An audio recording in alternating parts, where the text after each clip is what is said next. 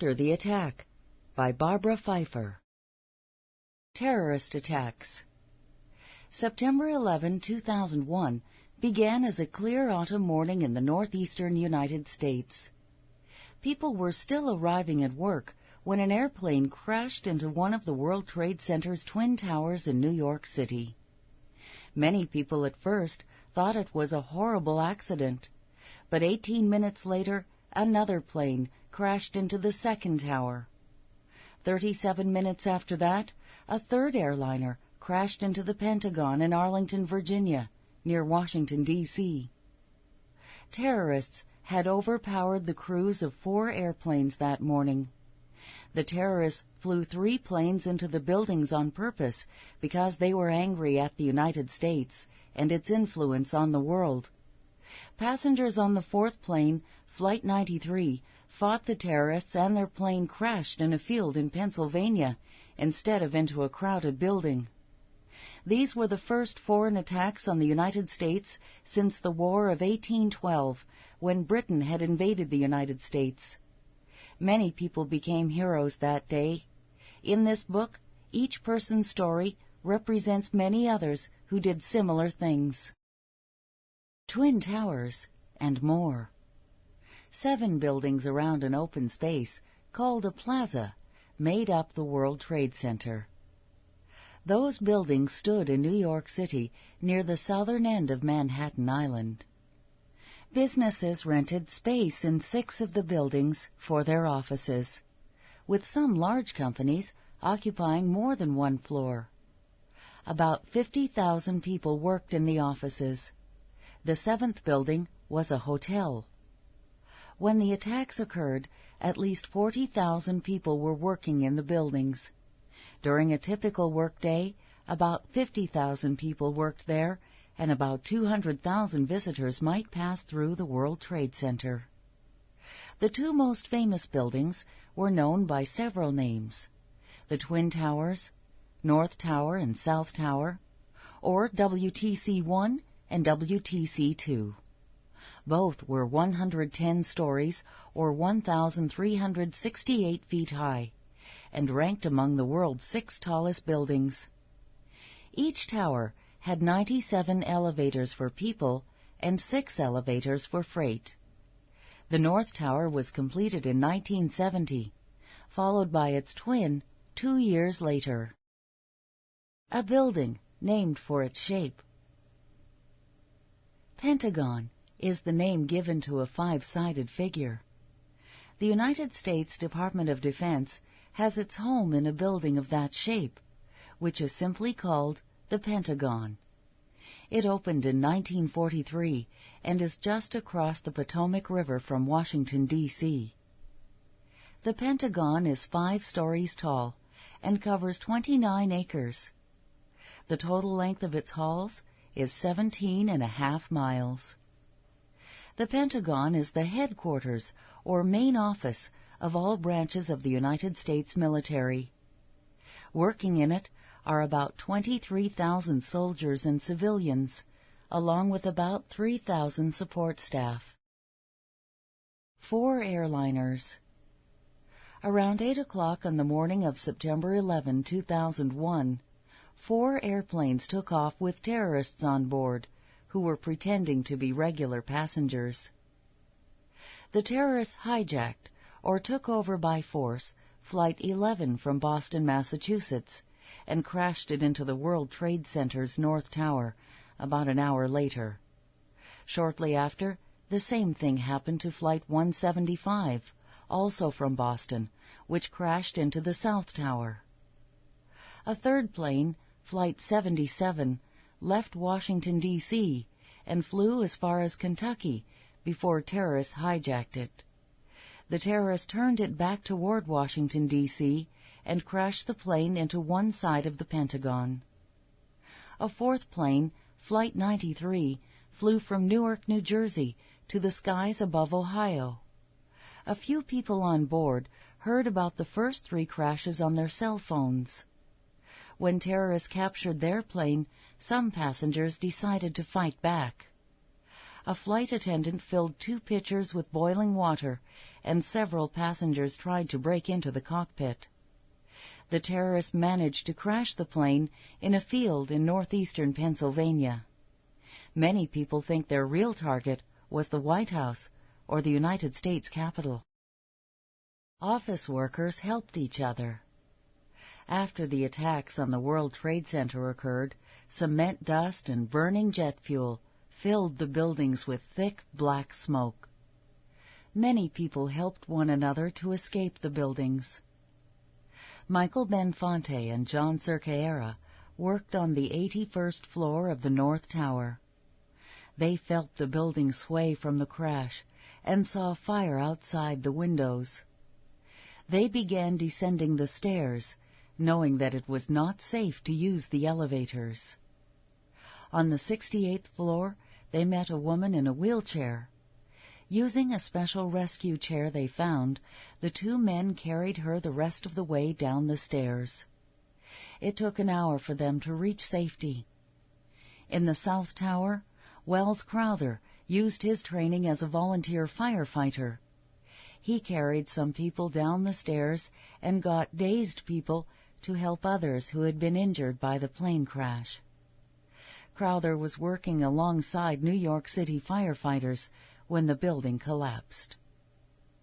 Other survivors in both towers rescued people trapped under furniture or walls. When people fainted on the stairs, others carried them. Some people formed human chains to help one another over cement slabs that blocked the way. Firefighters, police, and EMTs. As office workers made their way down the stairs in the Twin Towers, firefighters and emergency medical technicians, or EMTs, rushed up the stairs. Each New York Fire Department member carried 60 pounds of tools, along with an oxygen tank. Outside, other firefighters gathered. They could not reach the fires high in the towers, but they fought smaller fires on the ground. EMTs treated injured people as soon as they stumbled outdoors. The 2 airplanes each carried about 24,000 gallons of jet fuel. The fires created by the crashes burned as hot as 460 degrees and weakened the tower's steel frames. Soon, the frames could no longer hold up the heavy concrete. The towers had remained standing after the crashes, the North Tower for about 100 minutes and the South Tower for nearly 60 minutes. Thousands of people escaped during that time. Finally, the tower's steel frames gave way, and the buildings pancaked down, one floor landing on top of another. Inside the towers, 343 firefighters and 23 police officers were killed. Later that day, WTC, Building 7, and the hotel also collapsed. The Pentagon Rescuers. The Pentagon has its own police and fire departments, but many other fire departments from Virginia and the District of Columbia also came to help. Many soldiers who worked in the Pentagon quickly created teams to dig tunnels under furniture and fallen walls, letting people crawl out. One large man from the Navy held up a ceiling while people escaped. No one found out his name. Army Lieutenant Colonel Victor Correa walked through smoke in a darkened hallway shouting. Over and over he yelled, "Listen to me! Follow my voice!" It worked, and he led people outdoors. People remembered him as the man with the big voice. Staff Sergeant Christopher Bramman, a cook in the Marine Corps, used his search and rescue training when he heard a woman clapping loudly. She could not breathe well enough to call for help and was badly burned.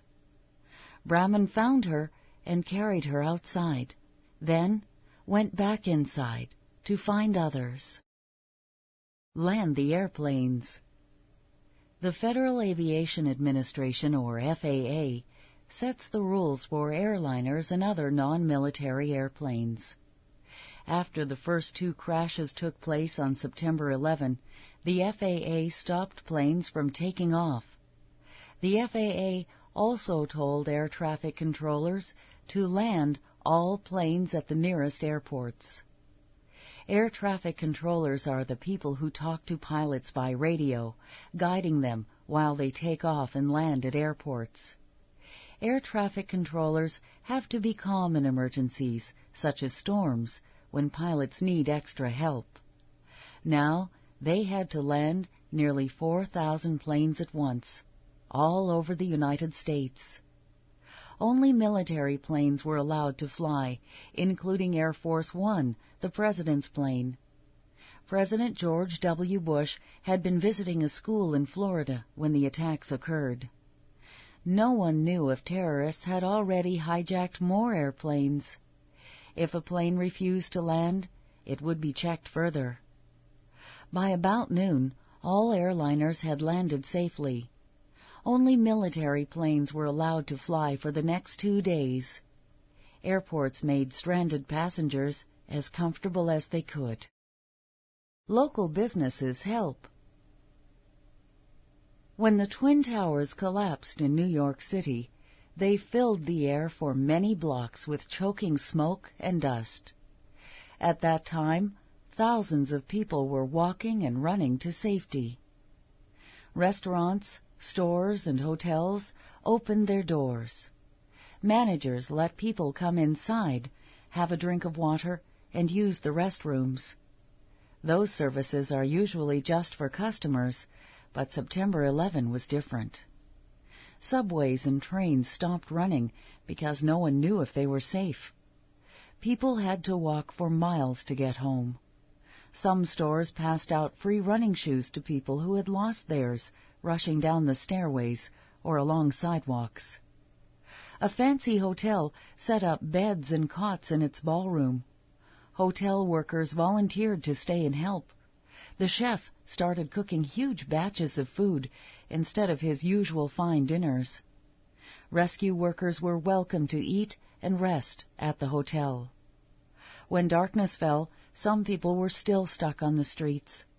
Hotels lent them pillows, sheets, and blankets to use during the cool autumn night. Searching for survivors. While people were still escaping on buses and ferries to other parts of New York, rescue workers began digging for survivors at the Twin Towers. In New York City and at the Pentagon, off-duty police and firefighters arrived from everywhere, along with doctors, nurses, and EMTs. Construction workers brought heavy machines to move the rubble. The first rescue workers to arrive were local, but more and more rescuers came from all around the nation. Trained search and rescue dogs came with their owners, about 350 teams in all. The dogs crawled into small spaces, walked on broken glass, sniffed for survivors, and heard sounds that humans could not. Spotlights were set up, and rescuers worked around the clock. They found a few survivors. Whenever a person was found alive, rescuers called for silence. All noise stopped until they could locate the trapped person. People donate. Within 4 days, more than 250,000 people donated blood for Twin Towers and Pentagon survivors. Usually, in 4 days, only about 91,000 people donate blood. People who are badly burned or lose blood in accidents need new blood to replace their lost blood and to help them heal. In New York City, Robin Marandino, her sisters, their mother, and a friend went to 40 restaurants and supermarkets to ask for free hot food for the rescue crews. Soon, they had 1,500 pounds of meals. They needed 5 vans to deliver the food. The nation gives. Companies around the United States began sending the products they make: toys, clothing, blankets, snacks, and other items began arriving in New York City and Arlington, Virginia. They were for survivors, families of those who died, and rescue workers. The New York Fire Department lost 91 fire trucks, rescue trucks, and cars when the Twin Towers collapsed and crushed them. Residents of cities in Louisiana, Ohio, and Utah bought new fire trucks for the department. School children in Columbia, South Carolina, held a fundraising drive that raised money to buy New York City a new fire truck. At least 2 other trucks were gifts from companies that build fire trucks. Schools, clubs, and businesses across the United States held events to raise money. They sent checks to bank accounts that had been created for those harmed by the attacks. Some accounts were reserved for educating children who lost relatives.